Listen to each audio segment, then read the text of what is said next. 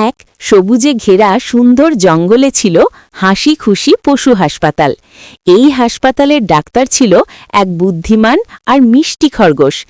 একদিন এক দুষ্টু বানর লাফাতে লাফাতে পড়ে গিয়ে তার লেজে ব্যথা পায়।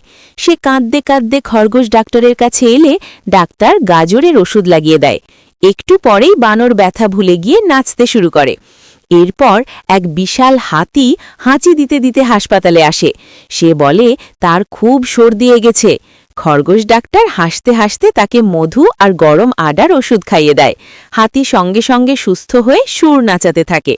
হঠাৎ জঙ্গলের রাজা সিংহ আসে, কিন্তু সে ঠিকভাবে গর্জন করতে পারছে না। খরগোশ ডাক্তার তাকে একদিন চুপ করে বিশ্রাম নিতে বলে। পরদিন সিংহ জোরে গর্জন করে সব্বাইকে চমকে দেয়। শেষে এক ছোট্ট পাখি আসে, তার ডানায় ব্যথা। খরগোশ ডাক্তার যত্ন করে ব্যান্ডেজ বেঁধে দেয়। কিছুক্ষণ বিশ্রাম নেওয়ার পর পাখিটি আবার আনন্দে উঠতে থাকে। সব প্রাণী সুস্থ হয়ে খুশিতে নাচতে নাচতে বলে ওঠে, খরগোশ ডাক্তারই জঙ্গলের সেরা ডাক্তার।